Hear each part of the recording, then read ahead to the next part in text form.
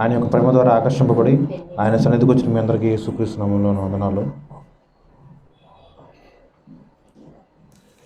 నిర్గమాకాండం 3వ అధ్యాయము 14వ వచనం. నిర్గమాకాండము 3:14. అందుకు దేవుడు, నేను ఉన్నవాడను అణువాడునై ఉన్నానని మోషేతో చెప్పెను. చిన్న ప్రేయర్ చేసుకుని వాక్యం చేసుకుందాం. స్తుతులకు పాత్రుడా, స్తోత్రములకు అర్హుడా, దావీదు కుమారుడా,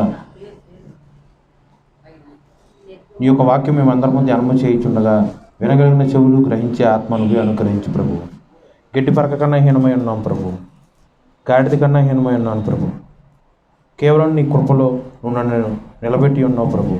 నువ్వు జ్ఞాపకం చేసుకొని నీ కృపలో నీ యొక్క వాక్యము అర్థమయ్యే విధముగా తేటతల్లగా నువ్వే మాట్లాడమని, కూడి ఉన్న ప్రతి ఒక్క బిడ్డను నువ్వే దర్శించి వారి హృదయంలో నీ యొక్క ఆత్మను ఉంచి గ్రహించే ఆత్మ ప్రతి ఒక్కరికి నువ్వే అనుగ్రహించమని యేసుక్రీస్తు నామమున ప్రార్థన చేయుచున్నాను తండ్రి, ఆమెన్. మోషే గారు ద్వారా లిఖింపబడ్డ ఈ యొక్క నిర్గమాకాండము 3వ అధ్యాయము 14వ వచనం. నేను ఉన్నవాడను అణువాడనై ఉన్నానని మోషేతో చెప్పెను. యెహోవా అగు మన దేవుడు మోషేతో తన గురించి తను పరిచయం చేసుకుంటున్నప్పుడు తన పేరు ఎలా మాట్లాడారో పేరు ఈ యొక్క పరిశుద్ధ గ్రంథంలో ఆదికాండం మొదలుకొని ప్రకటన గ్రంథం వరకు దేవుడు అగు యెహోవా, యేసుక్రీస్తు, పరిశుద్ధాత్మ దేవుడు, త్రియేక దేవుడి యొక్క నామములు ఎన్నో ఉంటాయి. 1 కాదు 2 కాదు, వందల్లో వేలల్లో ఉన్నాయి. అవునా? విన్నారు ఎప్పుడన్నా అలాంటి పేర్లు? చాలా పేర్లు ఉన్నాయి. కానీ ఇక్కడ పర్టికులర్గా మోషే గారితో మాత్రం దేవుడు తను ఎలా పరిచయం చేసుకున్నారంటే, నేను ఉన్నవాడను, నేను అణువాడనై.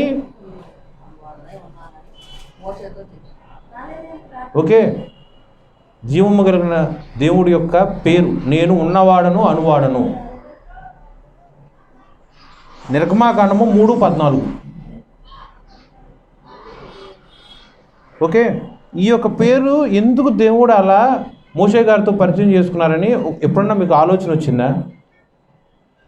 ఎప్పుడైనా సరే మీరు ఆలోచించారా? ఎందుకు ఆలోచించాల్సి వచ్చిందంటే, ఎందుకు అలా అడిగానంటే, అబ్రహాం గారితో దేవుడు ఎన్నోసార్లు మాట్లాడాడు, ఇస్సాకు దేవుడు ఎన్నోసార్లు మాట్లాడాడు, యాకోబు గారితో దేవుడు ఎన్నోసార్లు మాట్లాడాడు. బైబిల్లో ఎవరితో ఎటువంటి భక్తుడితో అయినా సరే దేవుడు మాట్లాడినప్పుడు ఇలా ఈ పేరు మాత్రం ఎవరితోనూ మాట్లాడాల. అబ్రహాంతో ఈ పేరు మాట్లాడారా?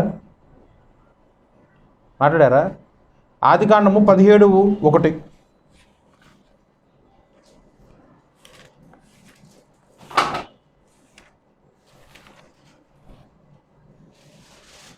అబ్రాము 99 ఏండ్లై ఉన్నప్పుడు యెహోవా అతనికి ప్రత్యక్షమై, నేను సర్వశక్తిగల దేవుడను.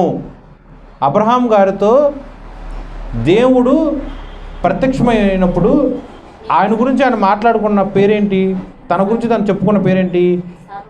సర్వశక్తిగల దేవుడు. తర్వాత ఇస్సాకు గారు అవ్వచ్చు, యాకోబు గారు అవ్వచ్చు, వాళ్ళ యొక్క ప్రయాణంలో, ఆత్మీయ ప్రయాణంలో ఎన్నో చోట్ల దేవుడికి మొరపెట్టినప్పుడు, దేవుడు ప్రత్యక్షమై వారితో మాట్లాడినప్పుడు ఎన్నో రకాల పేర్లు, ఉదాహరణకి యెహోవా నిస్సి, యెహోవా రాఫా, హెబ్రోను, ఇలా ఎన్నో పేర్లు ఉన్నాయి. కానీ ఇక్కడ ఈరోజు మనం మాట్లాడుకునే అంశం ఏంటంటే, నేను ఉన్నవాడను, నేను అణువాడను. ఆ పేరులో ఉన్న విశిష్టత మనం అందరం జ్ఞాపకం చేసుకోవాలి. ఎందుకు ఆ పేరు చెప్పబడి ఉందంటే, మోషే గారు ఐగుప్తు దేశంలో ఉన్నప్పుడు తన యొక్క ప్రజలు యొక్క పడే బాధ అంతా చూసి వారిని, ఇజ్రాయేల్ ప్రజలందరినీ కూడా ఐగుప్తు దేశం దగ్గర నుంచి విడుదల, ఆ యొక్క కష్టం నుండి, బాధ నుండి విడుదల కలగజేయాలని ఆశ కలిగి దేవుడి యొక్క సన్నిధిలో శ్రమ పొందటం ఎంతో మేలు, ఇజ్రాయేల్ వంశంలో ఉండి ఫరో వంశంలో ఎన్ని ఘనతలు ఉన్నా సరే, ఎంత ఆధిక్యత ఉన్నా సరే, ఎంత సంపాదన, ఎంత ఆస్తి, ఫరో యొక్క కుమారుడు, ఫరో యొక్క కుమార్తె యొక్క కొడుకు అన్న పేరు ఘనత ఉన్నా సరే అవన్నీ కూడా తుచ్చముగా, అదముగా ఆయన ట్రీట్ చేసి దేవుడి యొక్క సన్నిధిలో శ్రమను అనిపించడం మేలు అని తలచి ఆయన యొక్క ఆత్మీయ జీవితం ముందుకు వెళ్ళాడు. కానీ తన శక్తి సామర్థ్యాలు ద్వారా ఇజ్రాయెల్ ప్రజలందరినీ కూడా విడుదల కలుగు చేయాలి అన్న ఒక థాట్తో ఒక సైనికుడిని చంపటం కానీ, పాదేయటం కానీ ఇవన్నీ జరుగుతాయి. ఇవన్నీ మీకు తెలుసు కదా. అప్పుడు ఫరో ఏమన్నా చేస్తాడేమో అని చెప్పి భయపడిపోయి చాలా దూరం ప్రయాణమై వెళ్ళిపోతారు మిద్యాను దేశంకి. అక్కడే 40 సంవత్సరాలు ఉంటాడు. 40 సంవత్సరాల పాటు ఆయన చేసిన పని కేవలం ఆయన మామగారి యొక్క గొర్రెల్ని, మేకల్ని కాయటమే. ప్రతిరోజు అవన్నీ తీసుకుని వెళ్ళి అడవిలోకి, పర్వతం మీద తీసుకెళ్తాం, వాళ్ళని మేపటం, మళ్ళీ ఇంటికి తీసుకురావడం, ఇదే పని 40 సంవత్సరాల పాటు. అంతేనా? ఏది తెలుసుగా మీకు? అదేనా? ఇంకేం చేశాడు ఆయన? ఇంకేం చేశాడా? ప్రార్థన కూడా చేశాడు. గొర్రెలేమో మెప్పుకి అడవిలో, పర్వతంలో పంపించేయటం, ఆయన మాత్రము దేవుడి యొక్క సన్నిధిలో ధ్యానం చేస్తూ ప్రార్థన చేస్తూ ఉన్నాడు. 40 సంవత్సరాల ప్రార్థన, 40 సంవత్సరాల నిరీక్షణ, 40 సంవత్సరాల పాటు దేవుని యొక్క సన్నిధిలో కనిపెట్టుకోవడం. ఆ కనిపెట్టుకునే తత్వంలో, ఆ ప్రార్థనలో దేవుడు ఆయన యొక్క మైండ్ మొత్తం మార్చేశాడు. నా యొక్క శక్తితో, నా యొక్క బలముతో యుద్ధం అవ్వచ్చు, వాక్చాతుర్యం అవ్వచ్చు, సకల విద్యా ప్రావీణ్యుడు, దేంట్లో అయినా సరే నేను చేయగలను అన్న ఆలోచనలో నుంచి మోషేని మోషే యొక్క హృదయాన్ని దేవుడు మార్చేసి, దేవుడి వల్ల మాత్రమే ఈ కార్యం జరుగుతుంది, దేవుడి యొక్క శక్తి చొప్పున మాత్రమే ఇజ్రాయెల్ ప్రజలు ఐగుప్తు దేశం నుంచి విడుదల కలుగుతుంది అన్న ధోరణిలోకి యేసుక్రీస్తు ప్రభువారు, యెహోవా దేవుడు, పరిశుద్ధాత్మ దేవుడు మోషే యొక్క హృదయాన్ని మార్పు కలుగు చేశారు. 40 సంవత్సరాల పాటు యొక్క నిరీక్షణ, 40 సంవత్సరముల యొక్క ప్రార్థన. అప్పుడు దేవుడు ఆయనకి ప్రత్యక్షమయ్యి 3వ అధ్యాయంలో, నిర్గమాకాండం 3వ అధ్యాయంలో దేవుని పర్వతమైన హోరేబునకు వచ్చెను. చూడండి, 3వ అధ్యాయం 1వ వచనంలో, మోషే మిద్యాను యాజకుడైన ఇత్రో అను తన మామ మందను మేపుచు ఆ మందను అరణ్యము అవతలికి తోలుకొని. మామూలుగా గొర్రెలు కానీ, మేకలు కానీ ఎక్కడ మేస్తాయి? అరణ్యంలోనేగా మేసేది, అవునా? కానీ ఈ యొక్క సెంటెన్స్లో అరణ్యము అవతలకి తీసుకెళ్లాల్సిన అవసరం ఏమొచ్చింది? దేవుని పర్వతమైన హోరేబునకు వెళ్ళాలి. జీవము కలిగిన దేవుడి యొక్క సన్నిధిలో ఆయన చేసే విజ్ఞాపన, ప్రార్థన, కనిపెట్టుకునే తత్వం బట్టి పరిశుద్ధాత్మ దేవుడు యొక్క ప్రేరేపణ చొప్పున మోషే నడిపింపబడ్డాడు. దేవుడు ఇచ్చిన తలంపులో అరణ్యము వెలుపలకి అతను నడిపింపబడి దేవుడి పర్వతమైన హోరేబునకు చేర్చబడి ఉన్నాడు. ఆత్మ నడిపింపు, పరిశుద్ధాత్మ యొక్క నడిపింపు. అక్కడికి వెళ్ళిన తర్వాత మండుచున్న పొదలో దేవుణ్ణి చూశారు. దేవుడు తన గురించి తాను చెప్పుకోవటం కానీ, మాట్లాడటం కానీ అంతా మీకు అందరికీ తెలుసు. ఇక్కడ నేను ఉన్నవాడను, అనువాడను అన్న పేరు ఎందుకు చెప్పాల్సి వచ్చిందంటే, దేవుడు మోషేని ఏ కారణం చొప్పున ఏర్పాటు చేసుకున్నాడు? Only one thing.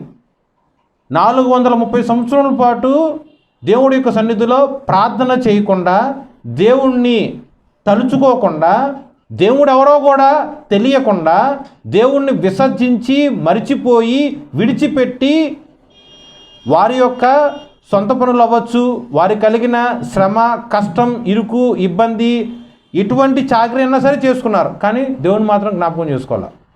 ఎంత కష్టంలో ఉన్నానని, ఫరో ఎంత బాధ అన్నా పెట్టని, శారీరకంగా ఎంత బరువులన్నా, పిరమిడ్స్ అవ్వచ్చు, ఇటుకరాళ్ళు కన్స్ట్రక్షన్ అవ్వచ్చు, పంట అవ్వచ్చు, ఎంత రకాల బాధలన్నా పెట్టని, అయినా సరే దేవుని తలుచుకోవాలి. అలా సంవత్సరాల పాటు దేవుడు యొక్క పేరును సైతం వాళ్ళు జ్ఞాపకం తెచ్చుకోవాలి. మోకరించి ప్రార్థించడం మాత్రమే కాదు, అస్సలు కనీసం పేరు సైతం వాళ్ళు జ్ఞాపకంలో పెట్టుకోవాలి. 430 సంవత్సరాల పాటు అలాగే ఉన్నారు. అంటే ఎన్ని జనరేషన్స్ ఉన్నారు? అట్లా ఎన్ని జనరేషన్స్ అలా ఉన్నారు? ఆలోచన చేయండి. ఏ సమయంలో అయితే వాళ్ళకి కలిగిన శ్రమ, భారము, కష్టము, ఇంకా నా వల్ల కాదు, అయిపోయింది, నా వల్ల కాదు, మోసినంతకాలం మోసం, అనుభవించినంతకాలం అనుభవించాం, పడాల్సినంతసేపు పడ్డాను, ఓచుకున్నంతసేపు ఓచుకున్నా, ఇంకా నా వల్ల కాదు, ఇంకా నా వల్ల కాదు, ఇంకా నా వల్ల కాదు అని ఏ సెకండ్లో, ఏ క్షణంలో మనుషుల వైపు కానీ వారి యొక్క సొంత శక్తి సామర్థ్యాల వైపు కానీ చూడకుండా జీవము కలిగిన దేవుడి వైపు కనులెత్తి చూసి మొర ప్రార్థన చేశారో ఆ క్షణాన దేవుడు వచ్చేసాడు. ఆ క్షణాన దేవుడు వచ్చేసాడు. మీరు ఆలోచన చేయండి. దేవుడు 430 సంవత్సరాల పాటు చేతకాక చేతులు పట్టుకొని కూర్చున్నాడని అర్థమా? లేక 430 సంవత్సరాల పాటు ఆయన పేరు స్మరించకుండా విసర్జించిన ఇజ్రాయేల్ ప్రజల కోసము నిరీక్షణతో ఎప్పుడు నా బిడ్డలు నన్ను పిలుస్తారు అని అక్కడే కాచుకొని కూర్చున్నాడు దేవుడు. ఏంటి సమాధానం? 430 సంవత్సరాలు ప్రార్థన చేయలేదు కాబట్టి ఎప్పుడు ప్రార్థన చేస్తారా, ఎప్పుడు నన్ను పిలుస్తారా, ఎప్పుడు నా నామమును ఉచ్చరిస్తారా, ఎప్పుడు నన్ను స్మరిస్తారా అని చెప్పి దేవుడు అక్కడే ఉన్నాడు. అలాంటి సందర్భంలో మనం ఉన్నావా?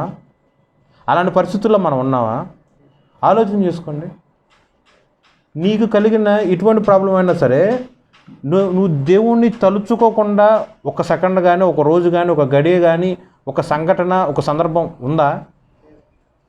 లేకపోతే ఇది దేవుడి యొక్క ఉద్దేశం వల్ల కాదు, దేవుణ్ణి అడిగితే అమ్మో ఈ పని చేయొద్దు అంటాడేమో. ఎలా కాదు, ఈసారికి నాకు నచ్చినట్టు చేసేస్తాను, ఇది అంతా మంచిగానే కనిపిస్తుంది, నేను చేసేస్తా.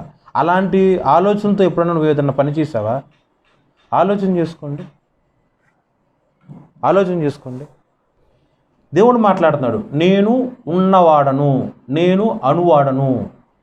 430 సంవత్సరాల పాటు నువ్వు ప్రార్థన చేయలే, 430 సంవత్సరాల తర్వాత నువ్వు ప్రార్థన చేసావు. నేను ఉన్నాను, నీ ప్రార్థనలో నేను ఉన్నా. నెక్స్ట్, నేను ఉన్నాను, సో నీ మొర మొత్తం నేను చూశాను. నేను ఉన్నవాడను, నీ కష్టం మొత్తం నేను చూశాను. నేను ఉన్నవాడను, నువ్వు మోసిన ప్రతి ఒక్క బరువు, ప్రతి ఒక్క బాధ నేను చూశాను. నేను ఉన్నవాడను, నీ కంటి నుండి కారిన ప్రతి ఒక్క కన్నీటి బిందువు నేను చూశాను. నేను ఉన్నవాడను, ఐగుప్తులు నీ మీద పెట్టిన ప్రతి ఒక్క భారము, ప్రతి ఒక్క కష్టము నేను చూశాను. నేను ఉన్నవాడను, నేను నీకున్నా, దేవుడు నీకున్నాడు. ఇక నీలో కొదువేంటి? దేవుడు నీకు తోడుగా ఉన్నాడు. ఇంకా నీకు అవసరానికి ఏదన్నా కొదువుగా ఉంటుందా? నేను అనువాడను. 430 సంవత్సరాల పాటు దేవుడు అని అనలా, 430 సంవత్సరాల పాటు యెహోవా అన్న నామస్మరణ వాళ్ళు చేయలే. ఏ సెకండ్ అయితే చేశారో ఆ సెకండ్ వచ్చేసాడు. నేను అనువాడను, నువ్వు అను, నేను వచ్చేస్తా. నువ్వు యేసుక్రీస్తు నామమున ప్రార్థన చేయి, నేను వింటా. నువ్వు అను, ఆయన నామం ఉచ్చరించు, ఆయన్ని స్మరించు. ఓకే, ఉన్నవాడను, నీలో ఉన్నా, నీ బాధలో ఉన్నా, నీ కుటుంబంలో ఉన్నా, నీ కష్టంలో ఉన్నా, తండ్రిగా, తల్లిగా, తోడబుట్టిన వాళ్ళుగా, రక్త సంబంధికులుగా, ఆత్మీయులుగా నేనున్నా నీతో, నీ స్నేహితుడిగా నీతో ఉన్నా. ప్రతి ఒక్క ఆలోచన నేను నీతో మాట్లాడతా. నేను ఉన్నవాడిని. అను, ఏ సెకండ్ అయితే నా గురించి నువ్వు మాట్లాడుతూ యేసుక్రీస్తు నామంలో ప్రార్థన చేశావో, నీ నోటితో నువ్వు అంటావో, భక్తి అనేది నీ వరకు నువ్వు చేసుకునేది కాదు. దేవుడి యొక్క సువార్త అనేది నీ వరకు నువ్వు వినేది కాదు, నీ వరకు నువ్వు మాట్లాడేది కాదు. బాహాటముగా దేవుని గురించి సాక్ష్యం చెప్పాలి. నీ యొక్క జీవితము దేవుని గురించి సాక్ష్యముగా చెప్పాలి. కరెంటు పోయింది, లైట్ వెలిగిచ్చావు అంటే క్యాండిల్ వెలిగిచ్చావు, ఎక్కడ పెడతారు? మంచం కింద పెడతారా?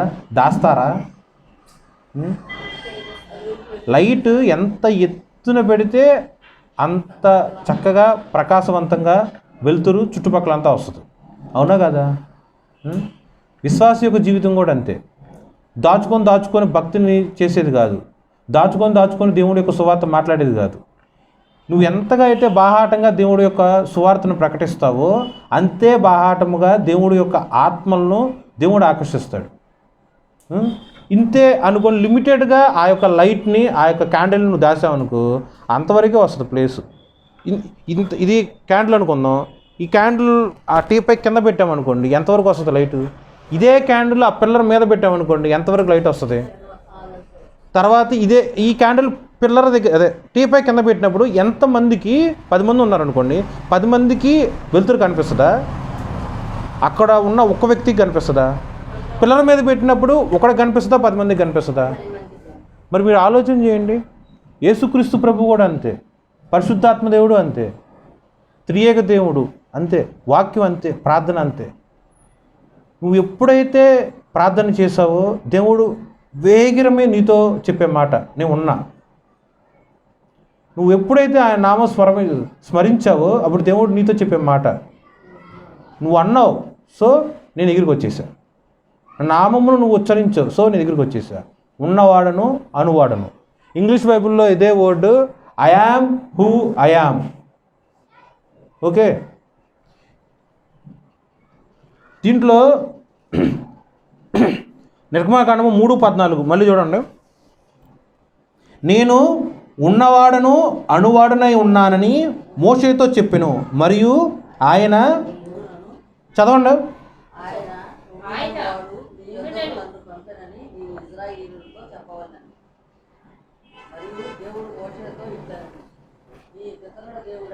ఉండునను వాడు మీ యొద్దకు నన్ను పంపెనని నీవు ఇజ్రాయేలుతో చెప్పవలెను.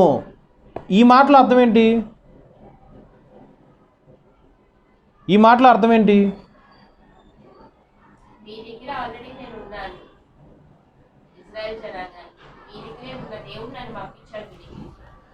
నువ్వు 430 సంవత్సరాల పాటు ప్రార్థన చేయలే, 430 సంవత్సరాల తర్వాత నువ్వు ప్రార్థన చేసావు. ఓకే, నువ్వు ప్రార్థన చేసావు. ఆ నిత్యుడగు తండ్రి, ఆ సజీవుడగు దేవుడు ఉన్నవాడు ఉన్నాడు కాబట్టే ఏ సెకండ్ అయితే నువ్వు ప్రార్థన చేసావో, ఏ సెకండ్ అయితే నువ్వు మొరపెట్టావో, ఆ క్షణాన నీ విడుదలకై నా సేవకుడైన మోషేని నీ దగ్గరికి పంపుతున్నా. దేవుడు వర్తమానం ఇచ్చేశారు. ప్రార్థనకు తగిన ఆన్సర్ వచ్చేసిందా? వచ్చిందా రాలేదా? 430 సంవత్సరాల పాటు వాళ్ళు ప్రార్థన చేయలే. అదే ఇజ్రాయేల్ చేసిన తప్పు.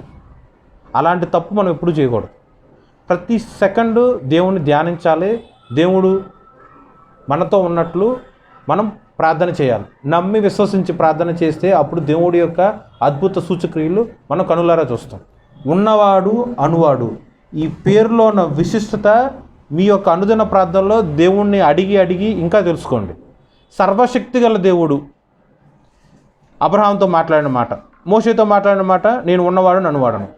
అబ్రహాంతో మాట్లాడిన ఆ యొక్క పేరులో ఆ సందర్భం ఏంటి? అబ్రహాము తన గర్భవాసన ఒక బిడ్డ జన్మించాలి, తన నిమిత్తం ఒక వారసుడు ఉండాలి అన్న ఆశతో చేసిన ప్రార్థన. ఎందుకంటే ఆయన అలాగే అడిగాడు, నువ్వు నాకు ఎన్ని ఇస్తే ఏంటి, నువ్వు నాకు ఎంత డబ్బు ఇస్తే ఏంటి, ఎంత పశువు సంపాదన సంథింగ్ ఇహలోక సంబంధమైన నువ్వు ఎంత ఆస్తి ఇచ్చినా సరే, భూమి భరించలేనంత ఆస్తి ఇచ్చినా సరే ఏంటి ఉపయోగం, వారసుడు లేడు కదా అని దేవుణ్ణి అడుగుతాడు. మనసులో ఉన్న ఆలోచన ఏంటి? నేను వృద్ధులను, నేను బిడ్డలను కనలేను, భార్య యొక్క గర్భము మూయబడి ఉన్నది, స్త్రీ ధర్మం నిలిచిపోయి ఉంది. ఇలాంటి సందర్భంలో, ఇలాంటి సిచ్యువేషన్లో ఏ భార్యాభర్తలకు కూడా బిడ్డ పుట్టరు. ఓకే, ఇలాంటి ఆలోచనతోనే అబ్రహాం ఉన్నాడు కదా. ఇంపాసిబుల్ అంటే ఖచ్చితంగా జరగదు, ఆ సిచ్యువేషన్లో అబ్రహాం ఉన్నాడు. ఓకే, ఇంపాసిబుల్ అసాధ్యం అన్న సిచ్యువేషన్లో, అన్న ఆలోచనలో అబ్రహాం ఉన్నప్పుడు దేవుడు ఇచ్చే పేరేంటి? సర్వశక్తి గల దేవుడును. నువ్వు అసాధ్యం అనుకుంటున్నావు, దేవుడికి అది సాధ్యమే. ఎందుకు సాధ్యం? ఆయన సర్వశక్తి గల దేవుడు. నీకున్న ప్రాబ్లం ఏదైనా సరే మనం ఎలా ఆలోచిస్తాం? వల్ల కావట్లా, నా చేత అవట్లా, నా శక్తి వంచన లేకుండా చేసినా ఇది నా వల్ల కావట్లా, ఇది అసాధ్యం అని నువ్వు అనుకుంటున్నావు. ఒకవేళ అది కనుక దేవుని చిత్తమై ఉన్నట్లయితే దేవుడికి అది సాధ్యమే. ఆయన పేరే సర్వశక్తి గల దేవుడు. ఆయనకున్న ఆ యొక్క శక్తి సామర్థ్యాలతో నువ్వు దైవ చిత్తానుసారంగా ఏది అడిగితే అది నిశ్చయముగా అది నీకు అనుగ్రహింపబడుతుంది. దేవుడు నీ జీవితంలో నీ పట్ల చేసిన ఎటువంటి వాగ్దానమైనా సరే ఆయన సర్వశక్తి గల దేవుడు కాబట్టి నిశ్చయముగా ఆ వాగ్దానం నీ పట్ల నెరవేరుస్తాడు. నువ్వైతే అనుకుంటావు అసాధ్యమని, ఇంపాసిబుల్ అని, కానీ దేవుడికి కాదు. ఎందుకు? సర్వశక్తి గల దేవుడు. ఇది అబ్రహాం జీవితంలో జరిగిన సాక్ష్యం. మోసే గారి జీవితంలో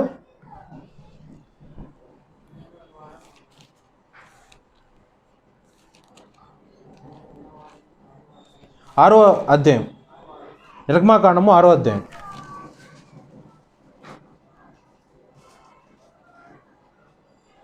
6వ అధ్యాయంలో 5వ వచనము 6వ వచనంలో ఉంటుంది. ఐగుప్తీయుల దాసమునకు లోపరిచి ఉన్న ఇజ్రాయేలు మూలుగును విని నా నిబంధనను జ్ఞాపకము చేసుకొని ఉన్నాను. ఉన్నవాడను, అనువాడను. ఒక మూలుగు దేవుడి యొక్క మాటగా ఎలా మార్చబడి ఉంది? మనిషి భూలోకంలో ఉండి వాడి కలిగిన ప్రతి ఒక్క విధమైన బాధను బట్టి మూలుగుతున్నాడు. ప్రతి విధమైన కష్టం బట్టి మూలుగుతూ ఉన్నాడు, మొరపెడుతూ ఉన్నాడు. అంతకుముందు ఎన్నోసార్లు బాధపడ్డాడుగా, ఓర్చుకోలేక ఇబ్బంది పడుతూనే ఉన్నారుగా. కానీ దేవుడి దగ్గర మాత్రం ఎప్పుడు చెప్పుకోవాలి. ఏ సెకండ్ అయితే దేవుడికి వినపడేటట్టు దేవుడి యొక్క నామములో వాళ్ళు మూలిగారో, వాళ్ళు ప్రార్థన చేశారో, వెంటనే దేవుడు వారి పట్ల చేసిన ఆ యొక్క నిబంధనను, అబ్రహాము, ఇస్సాకు, యాకోబుల దేవుడు వారి పట్ల చేసిన నిబంధనను జ్ఞాపకం చేసుకొని ఆ నిబంధనకు తగినట్లుగా దేవుడిచ్చే మాట ఉన్నవాడను, అనువాడను. మరి నీకు నీ దేవుడు నీ పట్ల చేసిన నిబంధన ఏంటి? నువ్వు అబ్రహాం వంశంలో ఉన్నవాడువేగా, అబ్రహాం వారసుడివేగా, విశ్వాసములకు తండ్రిగా ఉన్న అబ్రహాం యొక్క వారసుడివేగా, వారి యొక్క కుమారుడు కుమార్తెవే కదా. నీ పట్ల దేవుడు ఎటువంటి నిబంధన చేశాడు? అబ్రహాముకు వాగ్దానం చేసినట్టు కానాను దేశంలో నిన్ను చేర్చాలన్న నిబంధన మరేంటి? దేవుడి యొక్క వాగ్దానం నీ పట్ల ఏంటి? దేవుడి యొక్క నిబంధన నీ పట్ల ఏంటి? గొప్ప గొప్ప భక్తులు ఏం రాస్తారంటే, ఈ యొక్క లోకంలో మన యొక్క ఆయుష్ కేవలము ఒక బాటసారి. పరలోకంలో దేవుడి యొక్క కుడిపాసం కూర్చుంటానికి, దేవుడి యొక్క సన్నిధిలో మనం అందరం ఉండటానికి మాత్రమే ఈ లోకంలో ఆయుష్ కాలంలో మనం తర్ఫీదు ప్రకారం బ్రతుకుతూ ఉంటాం. టెంపరీయే, ఒక గెస్ట్ లాగానే ఇక్కడ ఉంటాం. చుట్టాలు మన ఇంటికి వచ్చారు, వారం అవ్వచ్చు, ఒక రోజు అవ్వచ్చు, 4 రోజులు అవ్వచ్చు, ఉంటారు, వెళ్ళిపోతారు. అలాగే మనం కూడా ఈ యొక్క భూలోకంలో 30 అవ్వచ్చు, 50 అవ్వచ్చు, 70 అవ్వచ్చు, 80 అవ్వచ్చు, బ్రతుకుతాం, వెళ్ళిపోతాం. మన యొక్క నిరీక్షణ ఈ లోకం ప్రకారం మాత్రం కాదు, జీవము కలిగిన దేవుడి యొక్క సన్నిధిలో ఉండటానికి ఇక్కడి నుంచే క్రియల రూపంగా సిద్ధపాటు చేసుకోవాలి. ఏ సెకండ్ అయితే వారి యొక్క మూలుగు దేవుడి యొక్క చెవుని పడిందో, ఏ సెకండ్ అయితే వారి యొక్క మొర దేవుడి యొక్క చెవిలో పడిందో, వెంటనే దేవుడు జ్ఞాపకం చేసుకొని దేవుడు చేసిన వాగ్దానమును, దేవుడు నీ పట్ల చేసిన నిబంధనను దేవుడు జ్ఞాపకం చేసుకొని స్వయంగా మాట్లాడుతున్నాడు. నేను ఉన్నవాడను, నీ మధ్య నేను ఉన్నవాడను, నేను అనువాడను. ఓకే, దీనికి ఒక ఎగ్జాంపుల్స్ మాట్లాడుకుంటాం. 2 కొరింథీయులు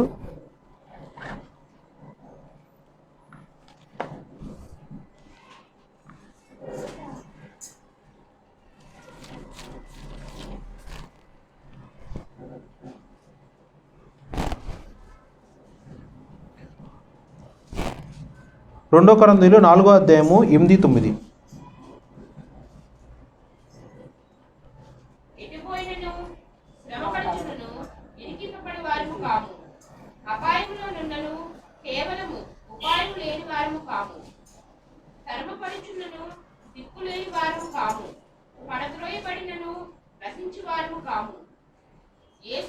చాలండి, మనం మాట్లాడుకుంటున్న అంశం ఏంటి?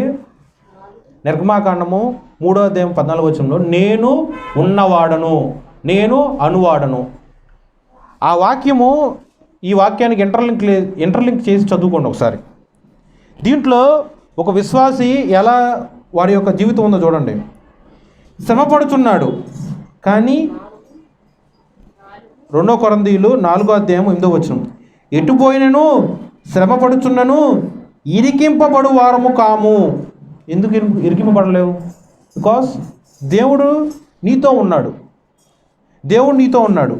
నువ్వు అపాయంలో ఉన్నావు, కానీ దేవుడు నీతో ఉన్నాడు కాబట్టి దేవుడు నీకు ఉపాయం ఇస్తున్నాడు.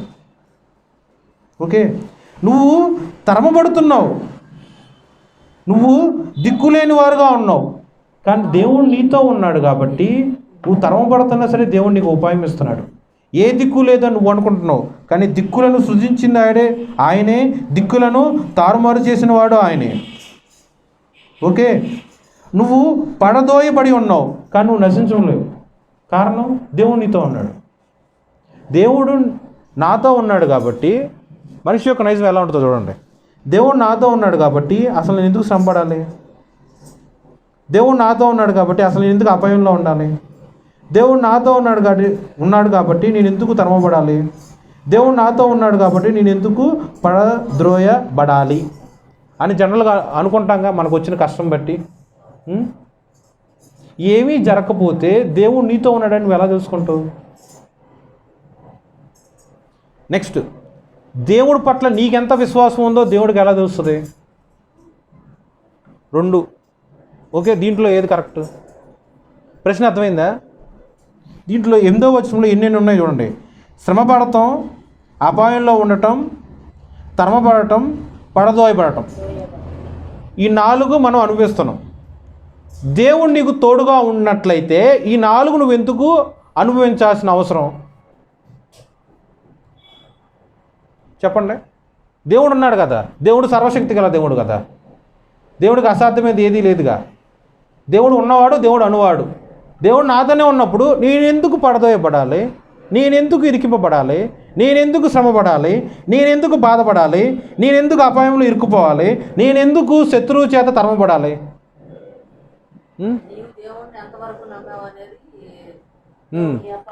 ఈ కష్టస్థితిలో నువ్వు ఎంతవరకు దేవుడిని నమ్ముతున్నావు అనేది పరీక్ష కాలం. నెక్స్ట్ ఇంకోటి,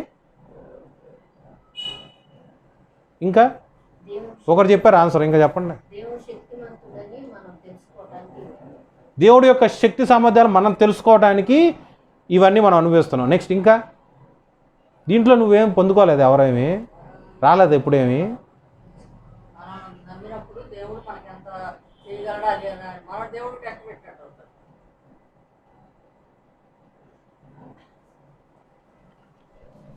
చూడండి, ఒక విశ్వాసగా ఉన్నవాడు ప్రతి ఒక్కడు ఈ స్థితిలో నుంచి నడవలసి ఉన్నది. ఈ స్థితిలో నుంచి నడవలసింది. ఎటన్నా ఇల్లు, ఈ లోకంలో ఎక్కడికన్నా ఇల్లు, నువ్వు శ్రమపడాలి, కానీ ఆ శ్రమలో నువ్వు ఇరుక్కుపోలేవు. అల్పకాల శ్రమలే. అల్పకాల శ్రమల వల్ల పరలోకమందున దేవుడి యొక్క మహిమ నువ్వు ప్రత్యక్షంగా చూడగలవు. శ్రమ పొందుకోలేదనుకో దేవుడి యొక్క శక్తి నువ్వు ఎలా అనుభవిస్తావు? శ్రమ పొందుకోలేదనుకో నువ్వు ఆ శ్రమలో దేవుణ్ణి ఎంత దగ్గరగా అనుభవిస్తున్నావు, హత్తుకొని బ్రతుకుతున్నావు అనేది నీలో పరీక్ష దేవుడు ఎలా చూస్తాడు? పేరుకే అబ్రహాము కాదు, దేవుడు పిలిచినప్పుడు అబ్రాము, పరీక్షలో పాస్ అయిన తర్వాత అబ్రహాం. నువ్వు అబ్రాము బిడ్డవా, అబ్రహాము బిడ్డవా? ఈ బైబిల్లో ఎంతోమంది భక్తులు ఉన్నారు.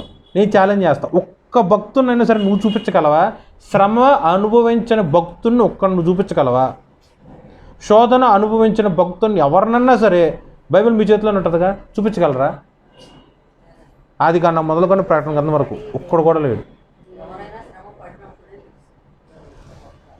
మరి దేవుడు వాళ్ళకెందుకు అలాట్ చేశారో, వాళ్ళు పరీక్ష పాస్ అయిన ప్రకారము వారి యొక్క పేర్లు ఈ యొక్క గ్రంథంలో లిఖింపబడి మనందరికీ కూడా ఒక పాఠముగా దేవుడు మనకి చెప్తున్నారు.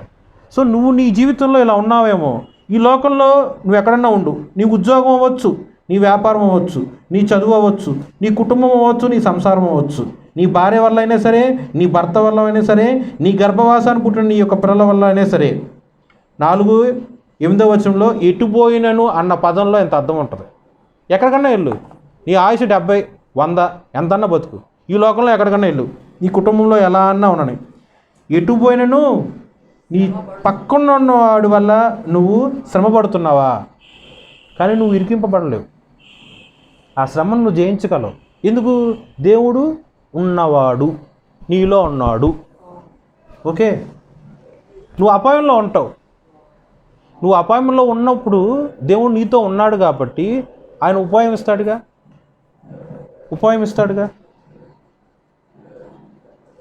నువ్వు శత్రువు చేత, అపవాది చేత, శరీరాశ, నేత్రాశ, జీవోపుడంబం వల్ల, అబద్ధముల వల్ల తరమబడుతున్నావు. అప్పుడు దేవుడు నీతో ఉన్నాడు. నువ్వు తరమబడుతున్నప్పుడు ఏ దిక్కున వెళ్తే నీకు రక్షణ వస్తుందో దేవుడు నీకు చెప్తాడు. దిక్కు దేవుడు నీకు ఇస్తాడు. దిక్కు, దశ, నిర్దేశం ప్రతిదీ దేవుడు నీకు ఇస్తాడు. దేవుడు నీతో ఉన్నాడు. నువ్వు ఎవరి చేతన్నా సరే మోసపోయి పడదోయబడిన ఎడల, శ్రమల వల్ల పడదోయిన ఎడల, ఆర్థికంగా ఎవరి వల్ల మోసపోయి పడదోయబడిన ఎడల, భర్త వల్ల ఏమన్నా పడదోయబడిన ఎడల, ఎవరి ద్వారన్నా సరే పడదోయబడిన వల్ల, పేరుకైతే కింద పడతాం కానీ మనం నశించం. దేవుడు చేపట్టుకొని లేపుతాడు. ఒక్క వాక్యమే, ఉన్నవాడును అనువాడును అగు దేవుడు గురించి నువ్వు తెలుసుకోవటానికి ఎన్ని రకాల ప్రాబ్లమ్స్ అన్నా సరే నీ జీవితంలో రాని, ఎలాంటి సిచ్యువేషన్లో ఎక్కడన్నా సరే ఎటువైపున నువ్వు వెళ్ళు, ఎన్నన్నా అనుభవించు. దేవుడు ఉన్నాడుగా.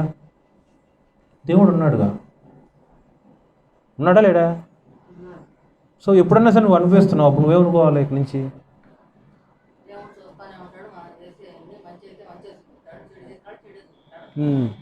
నీ కన్నీరైనా సరే నీ సంతోషమైనా చూస్తూనే ఉంటాడుగా.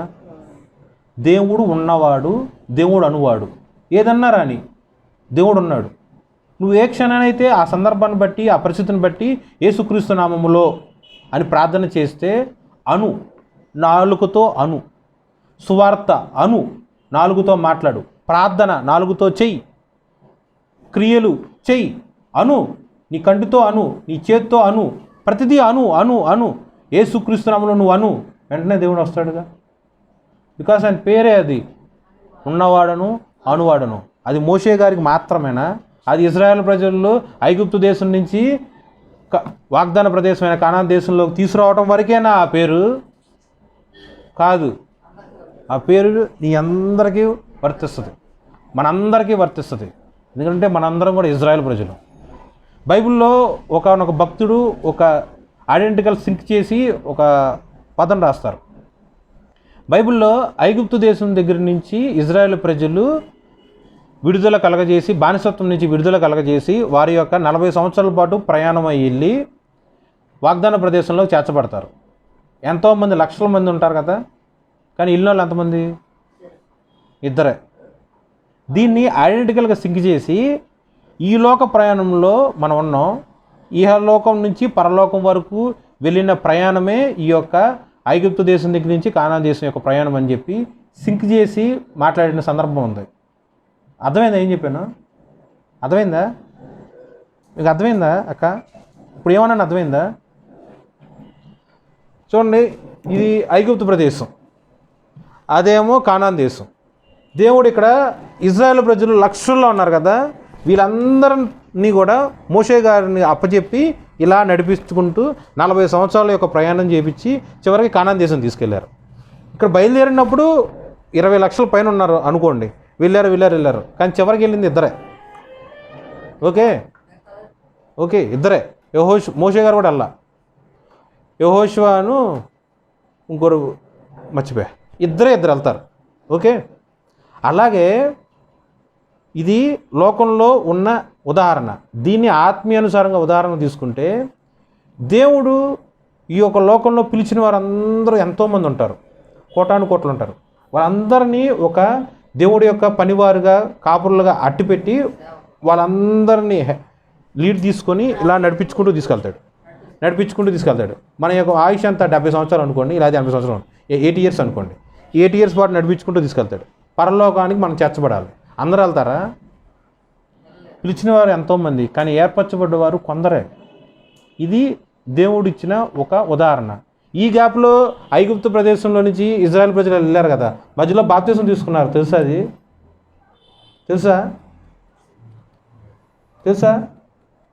బాప్తిసం తీసుకున్నారు తెలుసా? నీటి బాప్తిసమే తీసుకున్నారు. తెలుసా అది? ప్రతిదీ దేవుడు ఉపమానముగా మాట్లాడాడు, ప్రతిదీ మన మధ్య ఉంచాడు. బైబిలే ఆధారం. ఎర్ర సముద్రంలో చీల్చబడి వాళ్ళు కాలినడకలు వెళ్ళారు చూసారా, అది బాప్తీసం. రైట్ నో నా దగ్గర రిఫరెన్స్ లేదు, కొత్త నిబంధన గ్రంథంలోనే ఉంటుంది అది, తెలుసా అండి? బాప్తీసం ఇప్పించారు. కానీ అప్పుడు యేసుక్రీస్తు ప్రభువు లేడుగా. ఎలా ఫాలో అవ్వాలి, ఎలా నడవాలి అనేది పాత నిబంధన గ్రంథంలో నుంచే దేవుడు ప్రతిదీ పిన్ పాయింట్గా స్పెసిఫిక్గా చెప్పారు. దానికి తగిన విధంగానే ఆ ప్రజలందరినీ దేవుడు నడిపించాడు.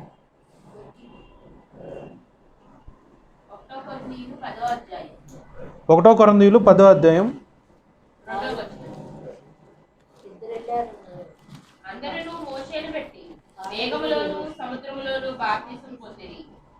ఓకేనా? పొందారండి? సో మనం ఎలా ఉన్నాం చూసుకోండి ఒకసారి.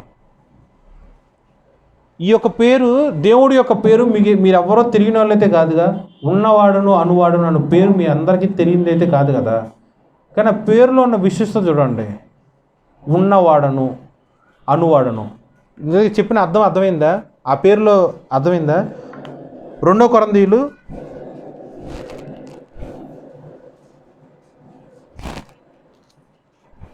5వ అధ్యాయము 7వ వచనం.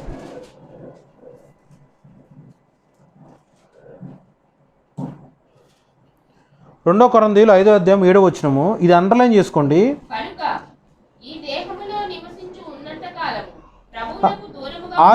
6 చదవరా? 6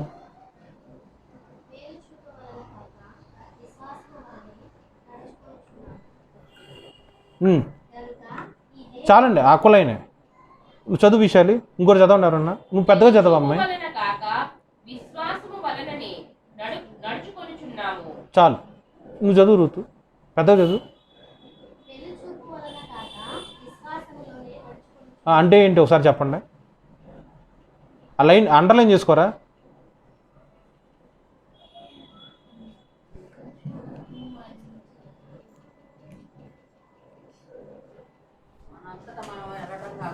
అండర్లైన్ చేసుకొని చెప్పండి. ఏమన్నా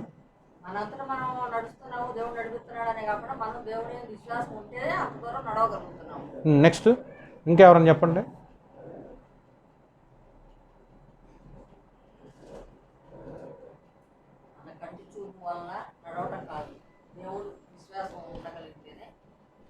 నెక్స్ట్ ఇంకా ఇంకా ఇంకా వేరే వాళ్ళు చెప్పండి ఎవరన్నా. సరే, లైన్ చదువుకొని అండర్లైన్ చేసుకోండి. దేవుడి యొక్క సన్నిధిలో విచారణ చేసి ఆలోచన పొందుకోవడానికి ట్రై చేయండి. వెలి చూపు వలన కాక విశ్వాసం వలనే నడుచు కొనుచున్నాము. ఇది నీ జీవితంలో నువ్వు పాటించాలి. చూడండి, వెర్రి కాదు, వెలి వెలి వెలి కంటికి కనిపించేటట్టు ఉన్న పరిస్థితుల్లో మనం అయితే ఈ లోక సంబంధంగా మనం నడుస్తాం. ఈ లోక సంబంధమైన దృష్టితో మనం నడవకూడదు. మనకి కంటికి కనిపించే పరిస్థితులు గుండా, సందర్భాలు గుండా, ఆలోచనలు చొప్పున మనం నడవకూడదు.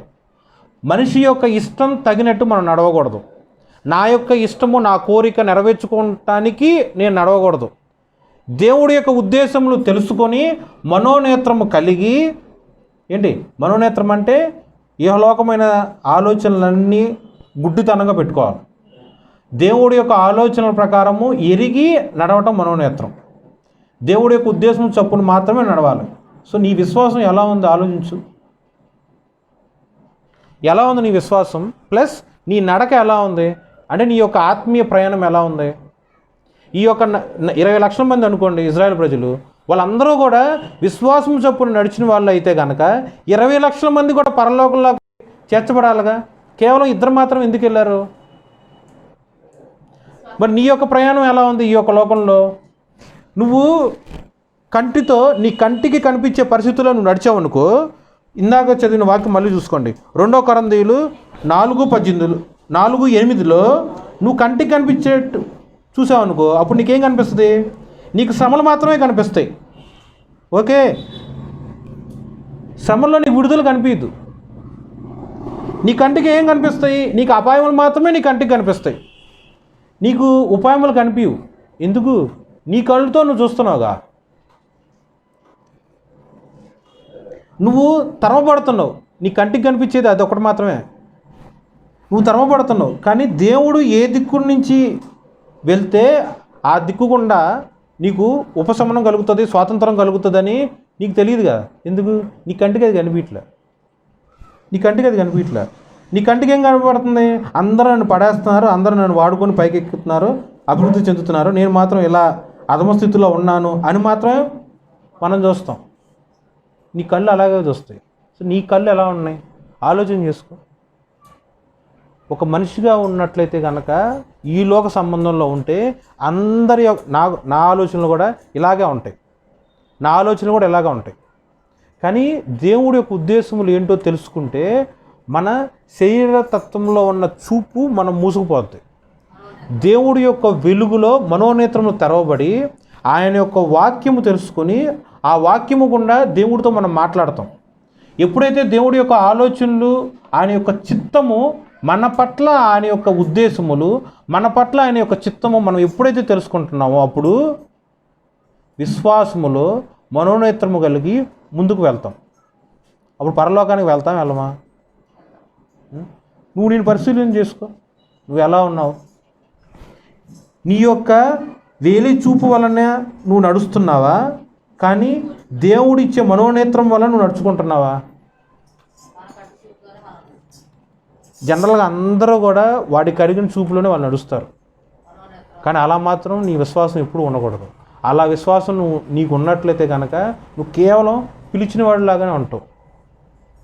నువ్వు ఏర్పరచబడే వారిలాగా ఎప్పుడూ మార్చబడలేవు. విశ్వాసం నువ్వు కర్త ఆయనే, విశ్వాసం నువ్వు కొనసాగించేవాడు ఆయనే. చూడండి, ఈ వాక్యంలో ఇంకోసారి చదువుకుంటూ స్మరిస్తూ దేవుడి దగ్గర విచారం చేయండి. వెలి చూపు వలన కాక, ఓకే, నేనున్నా నా చూపు వలన కాక అంటే మరి ఎవరు చూపు వలన నేను నడవాలి? మరి నువ్వు నడుస్తున్నావా? మరి దేవుని యొక్క చూపు ఏది? అంటే దేవుని యొక్క చూపు ఎటువైపు ఉంటుంది? ఇప్పుడు నా చూపు ఉందనుకోండి, నా చూపు ఈ దివిడి మీదే ఉంటుంది, శ్రమల వైపే ఉంటాయి, ఇరుకుల వైపే ఉంటుంది, అపాయము వైపే ఉంటాయి, కష్టంలోనే ఉంటుంది, తరమబడుతున్నట్టే ఉంటుంది, దిక్కు లేనట్టే ఉంటుంది, పడదోయబడినట్టే ఉంటుంది, నశించేటట్టే ఉంటుంది నా చూపు కాదు కదా. నేను దేవుడి యొక్క చూపు వైపు ఉద్దేశించాలి. దేవుడి యొక్క చూపు ఎలా ఉంది చెప్పు. నువ్వు ఎలా ఉందో దేవుడి యొక్క చూపు? నేను ఏమైనా కన్ఫ్యూజ్ చేస్తున్నానా? అందరూ క్వశ్చన్ బ్యాంక్లో పెట్టారు. మళ్ళీ ఆలోచన చేయండి, ఈ యొక్క వాక్యం చూసుకోండి. వెలి చూపు వలన కాక, పోనీ వెంకటేష్ యొక్క చూపు వలన కాక అంటే ఎవరి చూపు వలన ఈ యొక్క విశ్వాసం ఉండాలి? ఇది నువ్వు పరిశీలన చేసుకొని దేవుడి విచారం చేసుకో. చెప్పడం తేలికే, నా చూపు కాదంటే దేవుడి యొక్క చూపే అని. మరి దేవుడి యొక్క చూపు ఎటు పక్కన ఉంటుంది? ఎటువైపు ఉంటుంది? ఎటు పక్కన ఉంటుంది? ఇదే ఆయన చూపు, ఇదే ఆయన చూపు. మరి నువ్వు వాక్యం చదువుతున్నావా? దేవుడి యొక్క ఉద్దేశం నువ్వు తెలుసుకుంటున్నావా? మరి తల్లి గర్భమున్న పుట్టి చచ్చిపోయే వరకు ప్రతిదీ స్క్రిప్ట్ లాగా ఆయన రాసి ఉంచాడుగా. మరి ఉద్దేశం నీకు తెలుసా? మనం ఎటు చూస్తున్నాం? మనం చూసే చూపు వైపు కాదు. స్పష్టంగా ఉంది వాక్యం, 5వ అధ్యాయం 6వ వచనంలో. వెలి చూపు వలన కాక, నీ యొక్క విశ్వాసము దేవుడి యొక్క దృష్టి చప్పున నడవాలి. వాక్యానుసారంగా నీ విశ్వాసం ఉండాలి. వాక్యానుసారంగా ప్రార్థనతో దేవునితో మాట్లాడుతూ దేవుడి యొక్క సహవాసము కలిగి నీ యొక్క విశ్వాస ప్రయాణం ఉండాలి. దేవుడి యొక్క సహవాసంతో నీ యొక్క విశ్వాస ప్రయాణం ఉందనుకో, నువ్వు ఎలా బ్రతకగలవు? మహిమ కిరీటముతో దేవుడి యొక్క సన్నిధిలో నువ్వు చేర్చబడతావు. ఈ లోక సంబంధమైన శ్రమలైన, కష్టాలైన, ఇరుకులైన, ఇబ్బందులైన, వేదనైనా, శోధనైనా, బాధైనా సరే క్షణమాత్రం ఉండు మా చులకని శ్రమ. ఎంత స్పష్టంగా వాక్యం చక్కగా రాసిందంటే 4:18లో నీ శ్రమ క్షణమే ఉంటుంది. ఆ శ్రమ కూడా చులకని శ్రమ ఉండే సమయం క్షణమే. దానికోసం అంతకంతకు ఎక్కువగా ఉన్న నిత్యమైన మహిమను నువ్వు ఎందుకు తృణీకరిస్తున్నావు? నీ చూపు క్షణకాలం ఉండే శ్రమ వైపు నువ్వు చూసావనుకో, దేవుడి యొక్క మహిమను చూడలేవు. నీ చూపు చులకనగా ఉన్న ఆ యొక్క శ్రమ వైపు నువ్వు చూసావనుకో, అంతకంతకు ఎక్కువగా నిత్యమైన మహిమ వైపు నువ్వు చూడలేవు. అదే వాక్యము నీ హృదయంలో ఉండి మనోనేత్రము తెరవబడి వాక్యముతో నువ్వు వెలిగింపబడితే నీ చూపు ఎటువైపు ఉంటుంది? అంతకంతకు ఎక్కువగా నిత్యమైన మహిమ భారము వైపు నీ చూపు ఉంటుంది. సో నువ్వు ఏ స్థితిలో ఉన్నావో ఆలోచన చేసుకో. ఏ స్థితిలో ఉన్నావు నువ్వు ఆలోచన చేసుకో. 1 కొరింథీయులు 2వ అధ్యాయము 10-15.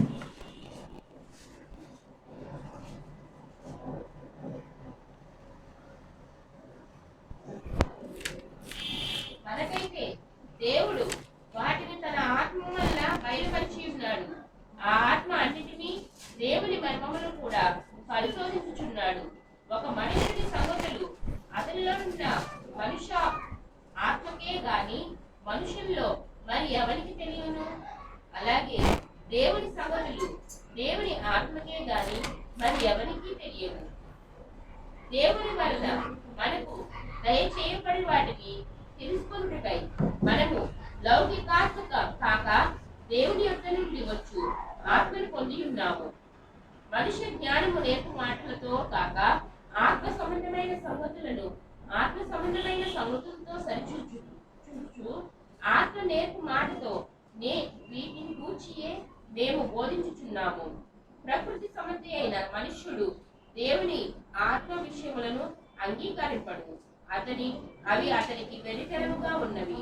అవి ఆత్మానుభవం చేతనే వివేచింపదగును కనుక అతడు వాటిని గ్రహింపజాలడు. చాలండి, చూడండి నా చూపు ఎలా ఉంటుంది? ఈ లోక సంబంధంగానే ఉంటుంది నా చూపు. నా దృష్టి మొత్తం నాకు కంటికి కనిపించే ఆ యొక్క ఇరుకు ఇబ్బంది అటువైపే ఉంటుంది. కానీ ఎప్పుడైతే నా యొక్క నేత్రము వాక్యానుసారంగా వెలికింపబడిన పిమ్మట జీవము కలిగిన దేవుడు నాలో ఉంటూ నాతో ఉంటూ ఆయన నన్ను నడిపిస్తే దేవుడు ఎటువంటి ఉద్దేశములు కలిగి ఉన్నాడో దేవుడి యొక్క ప్రతి ఆలోచనలు దేవుడు నాకు బయలుపరుస్తాడు. అప్పుడు నా చూపు ఎటువైపు ఉంటుంది? ఈ లోకం వైపు ఉండదు, ఓన్లీ దేవుడి వైపు ఉంటుంది. ఎవరు ఎలా అయినా సరే త్రుట్టిల్లటానికైనా ఎట్లా నన్ను పడేయాలని చూసినా సరే నేను మా మనిషి వైపు చూడట్లేదు కదా, దేవుడి వైపే చూస్తున్నాను కదా. సో నేను తిన్నగా దేవుడి వైపే నడుచుకుంటూ వెళ్ళిపోతాం. ఇలా తెలియాలంటే ఈ లోక సంబంధమైన ఎటువంటి మాటలకు కూడా నేను దృష్టి పెట్టకూడదు. కేవలం దేవుడి యొక్క ఉద్దేశాలు మాత్రమే దృష్టి పెట్టాలి. దేవుడితో మనము ఈ రెండే ప్రార్థనలో ఉంటూ బైబిల్ చదువుకుంటూ దేవుడు యొక్క వర్తమానం తెలుసుకుంటానికి కనిపెట్టుకొని బ్రతకాలి. అలా ఎప్పుడైతే ఉన్నామో దేవుడు స్పష్టంగా మాట్లాడతాడు. మోషేతో మాట్లాడా? అబ్రహాంతో మాట్లాడా? పిల్లలు లేకుండా ఉంది అబ్రహాం గారు మాత్రమేనా? ఈ లోకంలో ఇంకెవరు లేరా? అబ్రహాంతో మాట్లాడాడుగా. అబ్రహాంతో మాట్లాడటానికి కారణం ఏంటంటే నువ్వు పలానా ఊరిలో ఉన్నావు, నీ యొక్క తల్లిదండ్రులందరినీ విడిచి నేను వాగ్దానం చేసిన ఆ యొక్క ప్రదేశానికి వెళ్ళు అన్నప్పుడు వెళ్ళాడు, చెప్పిన పని చేశాడు. తనకి కంటికి కనిపించే తల్లిదండ్రుల్ని, ఆస్తిపాస్తుల్ని, బంధుమిత్రుల్ని వైపు చూశాడా? ఎక్కడికి వెళ్ళాలో కూడా తెలియని ఆ యొక్క ఊరు, ఆ యొక్క ప్రదేశానికి దేవుడు యొక్క మాట చొప్పున మాత్రం బయలుదేరి వెళ్ళాడు. ఎంత ఆత్మీయ దృష్టి ఉండాలి! మోషే, నేను చంపి వచ్చేసాను, పారిపోయి పలానా దేశానికి, మిద్యాన్ దేశానికి వెళ్ళిపోయాను, నేను తిరిగి మళ్ళీ ఫరో దగ్గరికి వెళ్తే ఫరో నన్ను అరెస్ట్ చేయటం కానీ, జైలు పాలు చేయటం కానీ, చంపేయటం కానీ జరుగుతుంది అన్న భయం మోషేకు ఉందా లేదా? బికాస్ ఆయన పారిపోయాడు, అందుకే కదా. కానీ దేవుడి యొక్క మాట, దేవుడి యొక్క వాగ్దానం పొందుకున్న పిమ్మట తిరిగి ధైర్యం కలిగి వెళ్ళి ఎన్నిసార్లు ఫరో ఎదుట నిలబడి నా ప్రజలను ఎలా పంపించు, దేవుణ్ణి అడవిలో ఇలా మేము ఆరాధించాలి అని చెప్పి ధైర్యంతో ఫరో ఎదురు మాట్లాడా. నువ్వు వెళ్ళిపో, నేను చంపేయక ముందు నువ్వు ఇక్కడి నుంచి వెళ్ళిపో, నేను నీకు హాని కలగజేయకుండా ఉన్నంతవరకే ఇక్కడి నుంచి వెళ్ళిపో అని ఫరో ఎన్నోసార్లు హెచ్చరిస్తూ ఉంటాడు మోషేని. అయినా సరే వెళ్ళి దేవుడి యొక్క వర్తమానం ప్రకారం మాట్లాడలేదా? చావు వైపు చూశాడా? దేవుడి యొక్క పని వైపు ఆయన దృష్టి పెట్టి ఉన్నాడా? మనిషిగా నేనైతే ఏం చేస్తాను, ఫరో దగ్గరికి వెళ్తే నేను చంపేస్తానని చెప్పి నా యొక్క దృష్టి అంతవరకే ఉంటుంది, నా ప్రాణం కాపాడుకోవడానికి ఉంటుంది. కానీ మోషే యొక్క దృష్టి ఎటువైపు ఉంది? దేవుడు అప్పగించిన పని, దేవుడి యొక్క మాట లోబడి ఏం చెప్పమన్నాడో, ఏం మాట్లాడమన్నాడో అవే చేశాడు. అలా మాట్లాడితే ప్రాణం పోద్ది, జైలు పాలు అవుతాను, ఏం దృష్టి పెట్టలా. మరి నువ్వు ఎలా ఉన్నావో ఒకసారి పరిశీలనగా చూసుకో.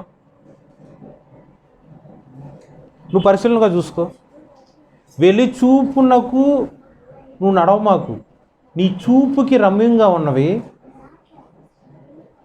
నీ చెవులకు వినబుద్దుగా ఉన్నట్టు, నీ ముక్కుకి సువాసన వచ్చేటట్టు, అంటే మనిషి యొక్క ఆలోచన తప్పున ఏ విషయంలో కూడా నువ్వు నీ యొక్క విశ్వాస ప్రయాణం ముందుకు నడవమాకు. ప్రతి దాంట్లో ఉన్నవాడు అనువాడు అయిన జీవము కలిగిన దేవుడి యొక్క ఉద్దేశం చొప్పున మాత్రమే నీ యొక్క విశ్వాస జీవితం నడిపింపబడాలి. దేవుడు ఉన్నాడు, దేవుడు ఉన్నాడు, ప్రతి దాంట్లో నీతో ఉన్నాడు. భర్త, భార్య, తల్లి, తండ్రి, బిడ్డ, తోడబుట్టిన వాళ్ళు, అక్క చెల్లెళ్ళు, అన్నదమ్ములు, బ్లడ్ రిలేషన్, ప్రతి విధమైన రిలేషన్లో దేవుడు నీలో ఉన్నాడు, నీతో ఉన్నాడు, నీతో ఉన్నాడు. ఉన్నవాడు అనువాడు. ఓకే, ఈ యొక్క సెంటెన్స్ అర్థమైందా?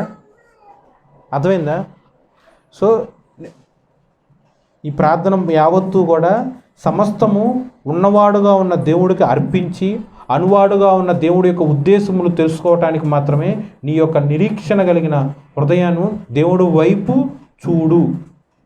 చిన్న వాక్యం దేవుడు దీవించును గాక. ఆమేన్.